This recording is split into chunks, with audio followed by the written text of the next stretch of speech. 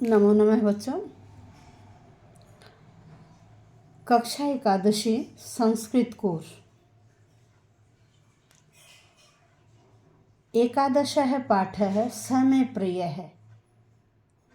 इस पाठ के अब हम अनुप्रयुक्त व्याकरण में आज सबसे पहले संधि और संधि छेद का प्रश्न करेंगे।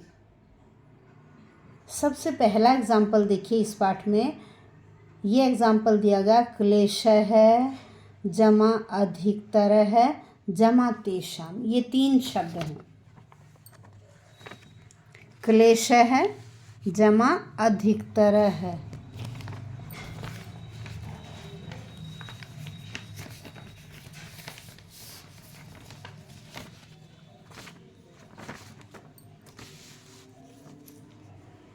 अब सबसे पहले देखिए क्लेशः जमा अधिकतर है। अगर तीन तीन पद हैं तो पहले हम दो पदों को देखेंगे, उसके बाद दूसरे और तीसरे पद को देखेंगे कि वहाँ कौन सा नियम है। अब यहाँ देखिए क्लेशः जमा अधिकतर है। विसर्ग संधि का नियम है, यदि विसर्ग से पहले अ और विसर्ग के बाद अ आ जाए। अब यहाँ देखिए क्लेशः जमा अधिकतर है।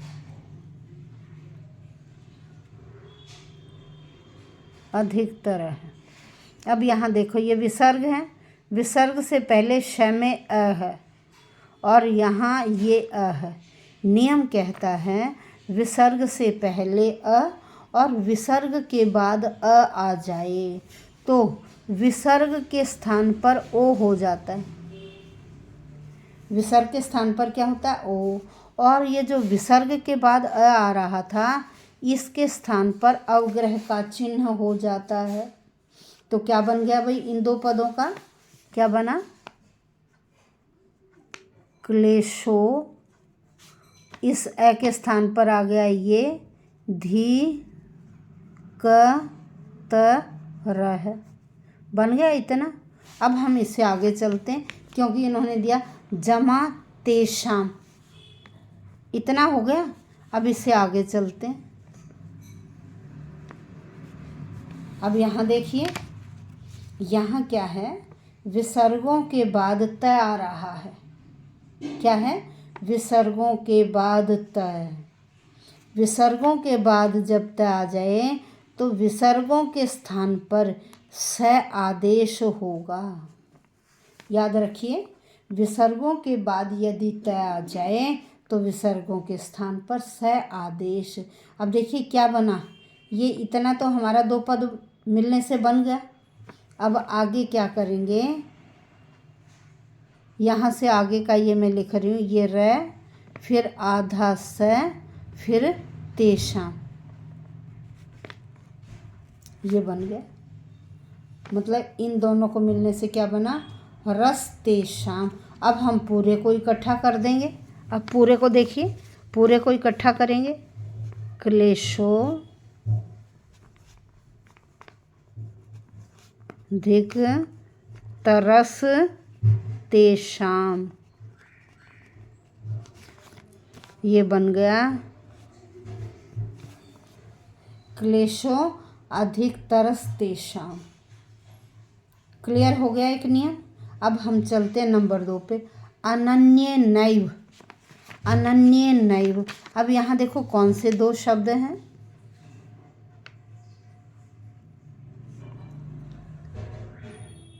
अनन्येन। अनन्येन जमा एव। यहाँ देखो क्या था? न के बाद अ और ये ए। अ जमा ए बनता आई। क्या बनता? आई। इसीलिए यहाँ क्या है? ये देखो य पे दो मात्राएं हैं आई की।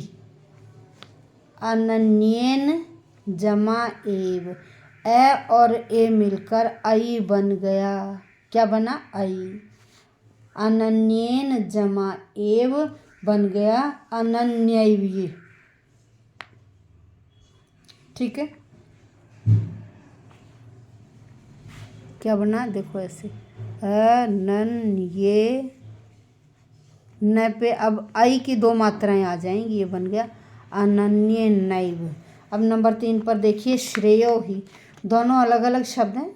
यदि आपको पंक्ति में इस तरह से 2 पद अंडरलाइन दिखाई दें, दोनों के नीचे लाइन लगी हुई है, तो आप क्या करेंगे, पहले पद के अंत में ओ के स्थान पर विसर्गें लगा देंगे। मैं आपको इजी मेथड में समझा रही हूँ। इस तरह का एक एक एग्जाम्पल अवश्य पेपर में आता है।